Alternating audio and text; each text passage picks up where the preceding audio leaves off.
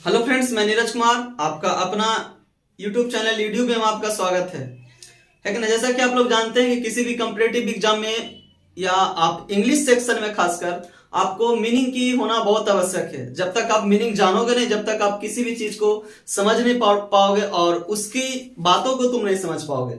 यानी आप जब आपको वर्ड मीनिंग पे एक अच्छा पकड़ होगा, एक अच्छा फोकस होगा, है ना, तो उसको उस चीज को आप क्या करोगे, बहुत अच्छी तरह से समझ पाओगे और आप एग्जाम में अच्छा कर पाओगे।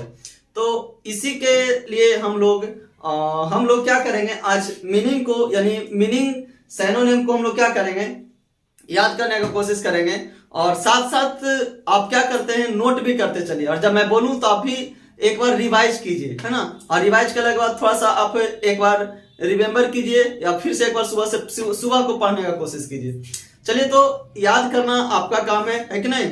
और याद जब तक नहीं करोगे, जब तक कुछ होना जाना नहीं है, तो इसलिए सबसे मेन फोकस होना चाहिए मीनिंग को याद करना, है ना। जब याद करोगे तभी आप किसी भी चीज को पकड़ पाओगे, है ना, क्वेश्चन को देख पाओगे, समझ पाओगे।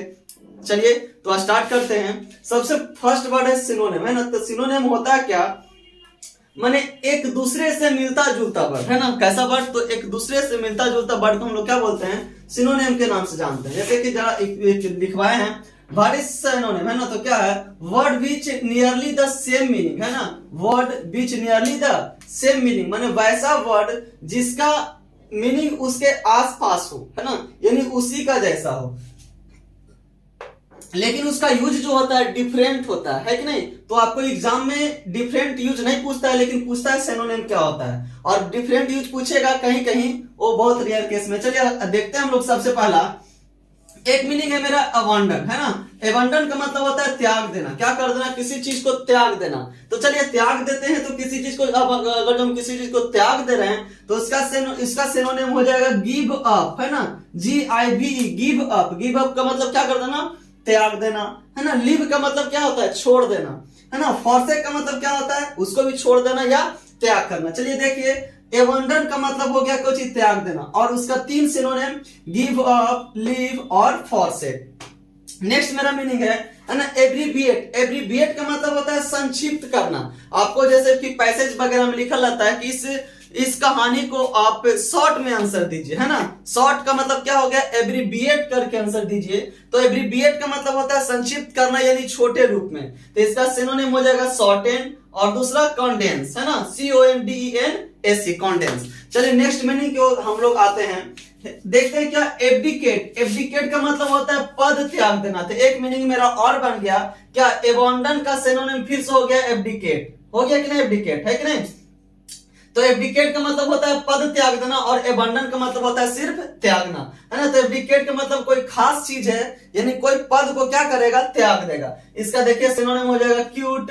नेक्स्ट है एबंडन, और नेक्स्ट को सरेंडर कर देना। चलिए नेक्स्ट का मीनिंग है मेरा, एबिलिटी का मतलब होता है योग्यता, है ना। योग्यता, योग्यता का मतलब कैपेसिटी। आपके पास कितना योग्यता है, आपके पास कितना कैपेसिटी है, उसी के अनुसार से आपको कहीं भी आपके टैलेंट को देखते हुए लोग क्या करते हैं, आपको जानते हैं और पहचानते हैं, है ना। तो टैलेंट का मतलब हो गया योग्यता। जब आपके पास किसी भी चीज का योग्यता हो, टैलेंट हो, तो उसका सिनोनिम क्या हो गया, देखिए कैपेबिलिटी। कैपेबिलिटी, आपके पास कितना कैपेबिलिटी है, टैलेंट कितना है, प्रोफेशियंसी, है ना, प्रोफेशियंसी। नेक्स्ट है, चलिए एबिलिटी, कैपेबिलिटी, टैलेंट और प्रोफिशिएंसी, है ना। इसी प्रकार से मान लिया जाए कि अगर जो 1 2 3 4, है ना, 4 में 3 मीनिंग है, तो 4 तिया के 12 मीनिंग है कि नहीं। और अगर जो मेरे हिसाब से अगर जो आप एक दिन में 4 मीनिंग ही पढ़ो, है ना, एक दिन में 4 मीनिंग ही याद करें, यानी एक दिन में 12 मीनिंग ही याद करेंगे, तो 30 दिन में बहुत सारा मीनिंग हो जाएगा। और एक दिन ऐसा हो जाएगा कि आपके पास बहुत सारा मीनिंग का एक वर्ड हो जाएगा आपके माइंड में, है कि नहीं।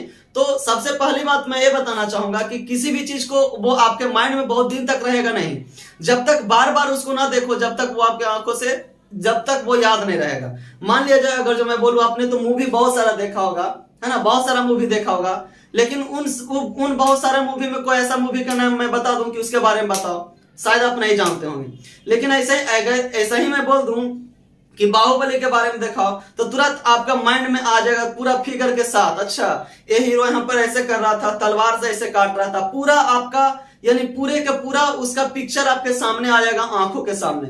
तो जस्ट लाइक पढ़ाई भी उसी है, आप एक नजर डेली देखोगे, जैसे कि एक नजर डेली देखना है कि नहीं, एक नजर डेली देखोगे तो आपको एग्जाम में हर हाल में क्वेश्चन टच हो ही जाएगा। मान लीजिए डेली हम इसी चीज को देख रहे हैं, एक नजर देख रहे हैं, याद तो कर ही लिए लेकिन एक नजर डेली देख रहे हैं, जैसे एग्जाम में आएगा वनडन का सिनोनिम बताओ, इसमें से कोई अगर तुरंत हम उस पर टिक लगा देंगे, है कि नहीं। चलिए हम और आगे मीनिंग लिखते हैं और आज नेक्स्ट मीनिंग देखेंगे हम लोग।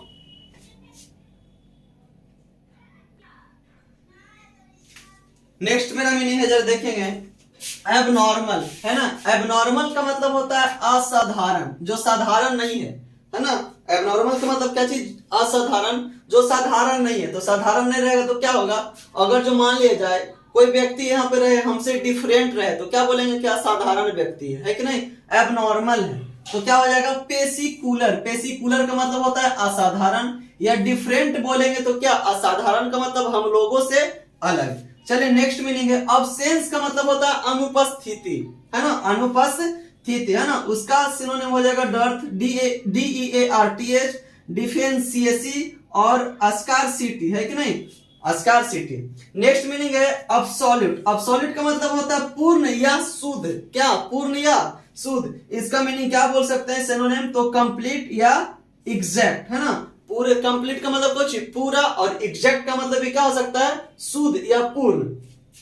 चलिए अबस्टेन का मतलब होता है बचे रहना या पृथक रहना, है ना, बचे रहना या क्या रहना, पृथक रहना, पृथक रहना, है ना। तो क्या हो जाएगा इसका सिनोनिम, अवॉइड हो, अवॉइड, डिक्लाइन और वांटीफुल। क्या, अबस्टेन का अवॉइड, डिक्लाइन और वांटीफुल। नेक्स्ट मीनिंग जो हमारा है एसिलिरेट। एसिलिरेट का मतलब होता है बहुत जल्दी कामों को करना। जैसे कि बाइक पर हम लोग बैठते हैं तो हमें कहीं भी जल्दी पहुंचना होता है तो क्या हम करते हैं, एक्सीलरेटर को जितना तेजी देते हैं उतना तेजी से गाड़ी क्या करती है, चलती है ना। तो एक्सीलरेट का मतलब होता है बहुत जल्दी करना, चीजों को बहुत तेजी से करना, है कि नहीं।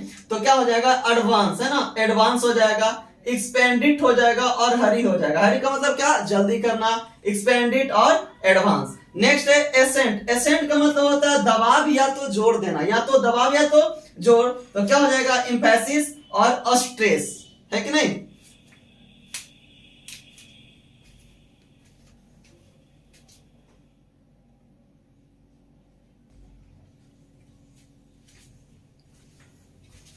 नेक्स्ट मीनिंग है एक्सेप्ट, है ना। एक्सेप्ट का मतलब होता है स्वीकार करना, है ना। किसी चीज को मान लेना, तब किसी चीज को हम स्वीकार कब करेंगे, जब हम उस चीज को मानेंगे, जब उस चीज से हम लोग सहमति होंगे तब तो हम उसको क्या करेंगे, स्वीकार करेंगे। तो क्या करना, स्वीकार करना मतलब गेन, है ना, गेन करेंगे, एक्वायर करेंगे और रिकॉग्नाइज करेंगे, है कि नहीं। तो रिकॉग्नाइज करेंगे या तो गेन करेंगे या तो एक्वायर करेंगे। क्या, एक्सेप्ट का मतलब होता है स्वीकार, और बाकी सब का मतलब भी स्वीकार ही होता है। नेक्स्ट मीनिंग मेरा है एसएस, ACCESS। एसएस का मतलब होता है समीप में पहुंच, है ना, यानी नजदीक में, क्या चीज, नजदीक में। तो एक मेरा सिनोनिम है एडमिशन। एडमिशन का मतलब क्या होता है, किसी वो उस व्यक्ति उसके क्या हो गया, नजदीक हो गया, एकदम पूरा पास आ गया। अप्रोच का मतलब होता है पहुंच। अप्रोच का मतलब क्या, पहुंच। तो पहुंचेगा कब, जब उसके नजदीक में जाएगा तब। चलिए नेक्स्ट है एक्सीडेंट, है ना। एक्सीडेंट का मतलब होता है दुर्घटना। दुर्घटना किसी भी टाइप का हो सकता है ना। तो एक्सीडेंट का मतलब क्या, दुर्घटना। तो दुर्घटना मतलब क्या होता है, डिजास्टर और कैलेमिटी, है ना। दुर्घटना, दुर्घटना या तो मान लिया जाए किसी का पैसा भुला गया, भी एक दुर्घटना है। सड़क पे कोई गिर गया, भी एक प्रकार का दुर्घटना है। बहुत सारे दुर्घटना अलग अलग प्रकार के होते हैं। चलिए उसको हम लोग क्या बोलेंगे, एक्सीडेंट बोलेंगे। नेक्स्ट है एक्रोड। एक्रोड का मतलब होता है स्वीकृति देना। क्या कर देना, स्वीकृति देना। जैसे में स्वीकृति कब देंगे, जब हम उससे सहमत नहीं होंगे, है कि नहीं। मान लिया किसी को हम घर में कब बुलाएंगे, जब उसको उससे मेरा जान पहचान हो, है कि नहीं, और उसको हम जानते हैं वो मेरी बातों से एग्री है और हम उसकी बातों से एग्री हैं, तब तो हम उसको स्वीकार करेंगे, ठीक है आप, है कि नहीं। तो एक्रोड का मतलब होता है एग्री करना या तो एलाउ करना। एलाउ करेंगे तब तो वो मेरे पास आएगा। नेक्स्ट है एक्यूज। एक्यूज का मतलब दोषी या तो अपराधी, है ना, या तो दोषी या तो अपराधी। तो दोषी या अपराधी कैसे करेंगे, किसी व्यक्ति पे अगर जो हम ब्लेम करेंगे तब तो हो गया क्या, एक्यूज हो गया। ब्लेम कर सकते हैं, चार्ज कर सकते हैं, क्रिमिनेट कर सकते हैं, तो क्या हो जाएगा, दोषी। चलिए एसएस का मतलब क्या हो जाएगा, कि दोषी या अपराधी। तो क्रिमिनेट हो जाएगा, क्रिमिनल हो जाएगा, ब्लेम हो जाएगा, चार्ज हो जाएगा। नेक्स्ट है ना। एक्वाइंटेड का मतलब होता है जान पहचान, माने वैसा लोग जिससे हम जान पहचान, जिससे हमें जान पहचान है। तो इसका क्या हो जाएगा, डिस्क्लोज, है ना, माने बहुत नजदीकी से, डिस्क्लोज।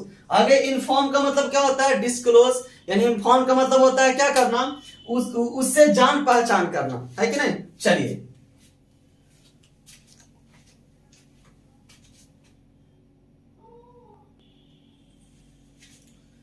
नेक्स्ट मीनिंग है एडवांस्ड। एडवांस्ड का मतलब होता है उन्नति करना, क्या करना, उन्नति करना, आगे की ओर बढ़ना, है ना। तो एक्सट्रीम या तो फॉरवर्ड, है ना। एडवांस्ड का मतलब होता है उन्नति करना या तो आगे की ओर बढ़ना, है ना। तो एक्सट्रीम या फॉरवर्ड इसका सिनोनिम। नेक्स्ट एडवांटेजियस, है ना, मैंने लाभदायक। लाभदायक तो क्या हो जाएगा, बेनिफिशियल हो जाएगा, प्रॉफिटेबल हो जाएगा और गेनफुल, है ना।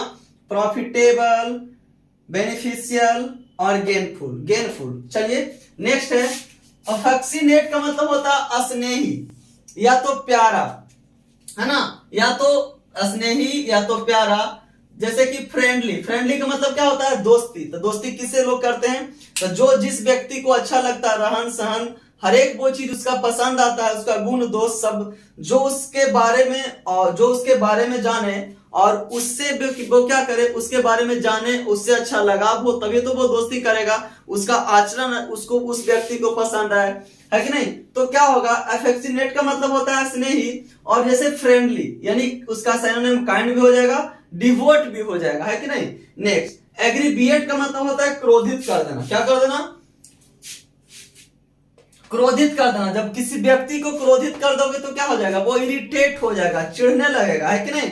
तो इरिटेट हो जाएगा, अनॉय हो जाएगा और इरिगेटेड हो जाएगा, है ना। EXAGERATE,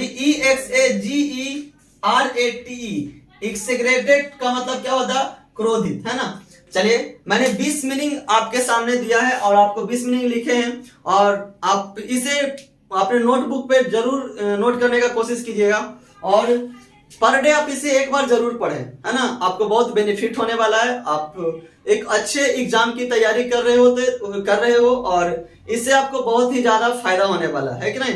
अगर जो आपके पास वर्ड पावर रहेगा तो आप अच्छी तरह से पैसेज को समझोगे, है ना, उसकी जो बातों को समझोगे, वो क्या बोलना चाह रहा है कि नहीं। चलिए ठीक है, तब तक के लिए धन्यवाद, थैंक यू, फिर मिलते हैं नेक्स्ट क्लास में। चलिए।